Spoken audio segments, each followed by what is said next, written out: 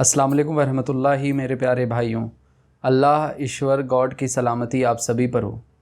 जिस तरीके से गुरुग्राम में कई महीनों से नमाज़ लेकर मसला चल रहा और जिस तरीके से पिछले जुमा के दिन लोग जब नमाज़ पढ़ रहे थे तो वहीं पर कुछ दूरी में हवन किया जाता है और जय श्री राम का नारा लगाया जाता है। आगे हम उसी पर डिस्कस करेंगे। मिलते हैं इस वीडियो के छोटे से इंट्रो के बाद।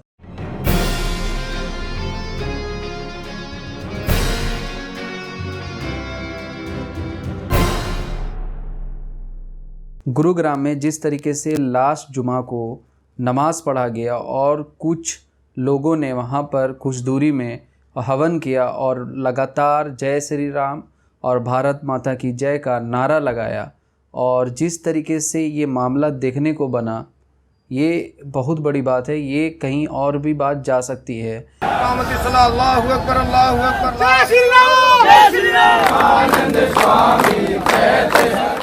जैसा कि मुसलमान का पक्ष जानने पर पता चलता है कि वहाँ पर जगह की कमी है, वहाँ पर नमाज़ पढ़ने की जो कैपेसिटी है वो कम है और लोग ज़्यादा हैं, जिसके वजह से नमाज बाहर अदा किया जा रहा है। आप देखेंगे मुसलमान सिर्फ जुमा का ही नमाज, जो कॉन्ग्रीगेशनल नमाज सिर्फ जुमा की होती है, जिसको सिर्फ 15 to 20 मिनट्स लगते हैं पढ़ने में, वो सब लोग एक जमा होकर करते हैं। मगर ये चीज़ आपको डेली देखने को नहीं मिलती, क्योंकि डेली का नमाज घर पर अदा किया जाता है।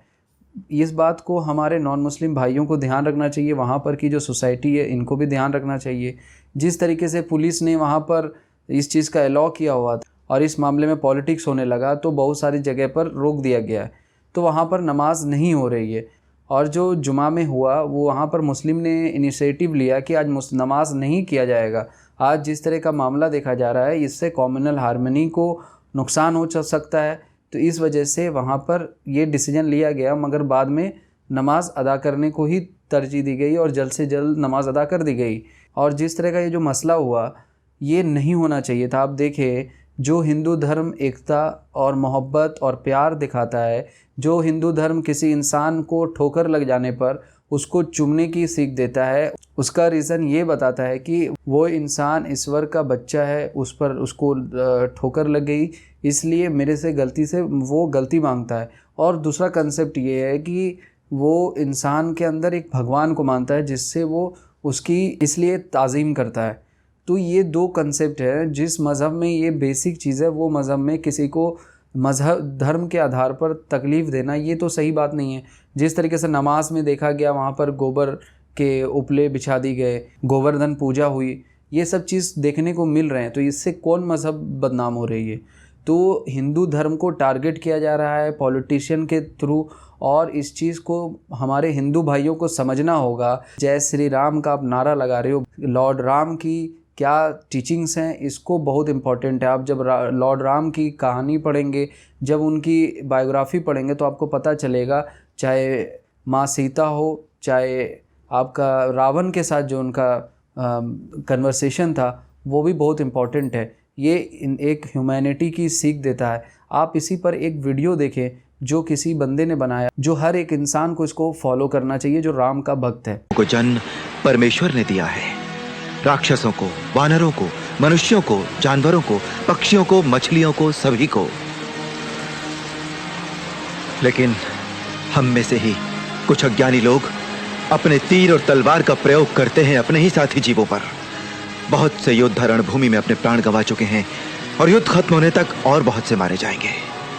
एक क्षत्रिय होने के नाते मैं युद्ध में भाग लेता रहूंगा, पर मृतकों को जलाते समय ये प्रार्थना करूंगा कि अब इस दुनिया में युद्ध फिर कभी ना हो और एक भी मनुष्य क्रोध में आकर शस्त्र ना उठाए अपने ही भाई बंधुओं पर।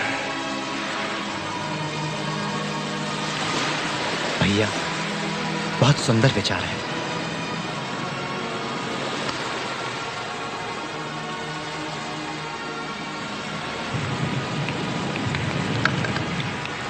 आपने ये वीडियो देखा जिसमें कितनी बेहतरीन बात है। लॉर्ड राम कह रहे हैं सारे इंसान उस ईश्वर के बच्चे हैं और किसी को भी कत्ल करना और किसी को भी मारना ये सही नहीं और ये दोबारा नहीं होना चाहिए। और आज देखिए आप धर्म के आधार पर एक दूसरे के साथ क्या मामला किया जा रहा है। तो आप इस चीज़ को समझें, यहाँ पर पॉलिटिक्स हो रहा है। 82% मेजॉरिटी हिंदू की है और 13% पॉपुलेशन सिर्फ मुस्लिम की है। तो आप किस तरीके से हिंदू को खतरा हो सकता है मेरे भाई। और जिस तरीके से लोग आपको वर्गला रहे हैं, आप जब उसका एनालाइज करेंगे तो आपको पता चलेगा कि एक्चुअल में बात क्या है। मैं ये नहीं कहता कि नमाज सही है, लोग रोड पर पढ़ रहे हैं, मगर मुद्दे दोनों तरफ के जो प्रॉब्लम है आपस में बैठ के आम पब्लिक जो वहाँ पर प्रॉब्लम उसको सॉल्व करे, सॉर्ट आउट करे, क्या मैटर है उस चीज़ को दरगुजर करे और लोगों की तकलीफ़ समझे। अगर अगले पर्सन को तकलीफ़ हो रहा है तो वैसा नमाज काबिल कबूल ही नहीं, किसी को तकलीफ़ देकर नमाज़ पढ़ा जाए। ये भी पेट रूल है इस्लाम का। वैसे ही दूसरे नॉन मुस्लिम को, जैसे हमारे हिंदू भाई है, अगर उनको कोई मुसलमान को तकलीफ़ है कि इस जगह का, तो उनको भी इस चीज़ को अलाउ करना चाहिए और बड़ा दिल दिखाना चाहिए।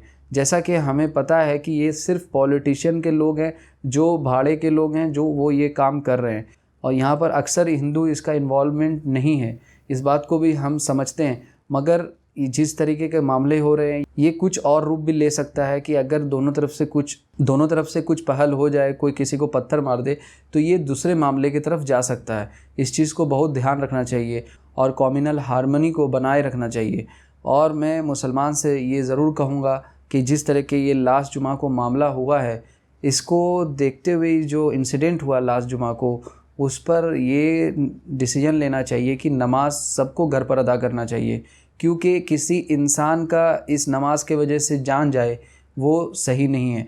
क्योंकि जिस तरह के मामले हुए हैं, जैसा जय श्री राम का नारा, भारत माता जय की नारे लगे हैं, और जिस तरह का वहाँ पर हुआ है इंसिडेंट, ये कुछ ना कुछ होने का इंडिकेशन है। तो इस चीज़ को समझना चाहिए और घर पर नमाज अदा करें जब तक ये मामला सॉल्व ना हो जाए। और इससे ये नहीं है दूसरा पक्ष कहता है कि हम लोग डर गए या ये हो गए। नहीं भाई मेरे, इस्लाम का दूसरा नाम ही दरगुजर है। इस्लाम की तालीमात अहम तालीमात में से है दरगुजर का मामला। अगर किसी से किसी को नुकसान हो रहा है तो वो काम ना करें जिससे कि एक की भी जान बचाई जाए, वो 1000 नमाज से अफजल है।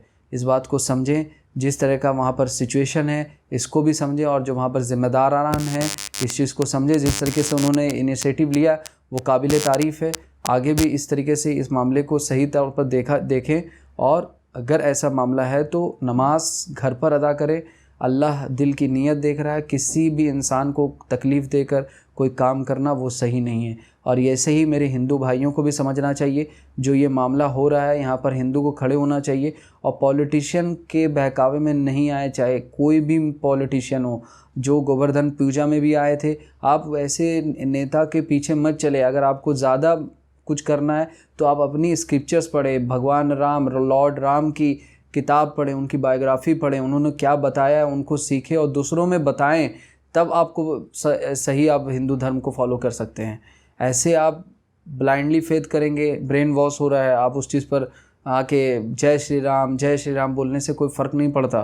तो इस तरह के मामले हैं, इस पर समझदारी से काम लेना चाहिए, इसको जल्द से जल्द सॉर्ट आउट कर लेना चाहिए, और इसको किसी भी इंसान का इसकी वजह से जान न जाए, इसका ख्याल रखना चाहिए। दोनों पक्ष को आपस में समझदारी से काम लेना चाहिए। यही सही चीज़ है और यही एक सही तरीका है। अगर आपको मेरा वीडियो पसंद आया तो मेरे वीडियो को लाइक करें, कमेंट करें और सब्सक्राइब करें। अगर आपके पास कोई एडवाइस है और अगर आपका कोई क्वेश्चन है तो कमेंट के ज़रिए आप पूछ सकते हैं। आपस में भाई भाई बन के रहें, एक दूसरे की परेशानियों को समझें। अगर किसी को कोई चीज़ की ज़रूरत है उसको भी समझें, उसको पूरा करें। आपस में धर्म के आधार पर दूसरे से भेदभाव ना करें, आपस में एक दूसरे से मोहब्बत करें और भाईचारा को आम करें। और सबसे बड़ी बात ज़िम्मेदारी है आपकी, करप्शन खुद से पहले मिटाएं, आसपास सफाई रखें, गंदगी ना करें, रोड पर इधर उधर थूकें नहीं, और स्वच्छ अभियान का हिस्सा बने। हिंदू मुस्लिम सिख ईसाई आपस में सब भाई भाई।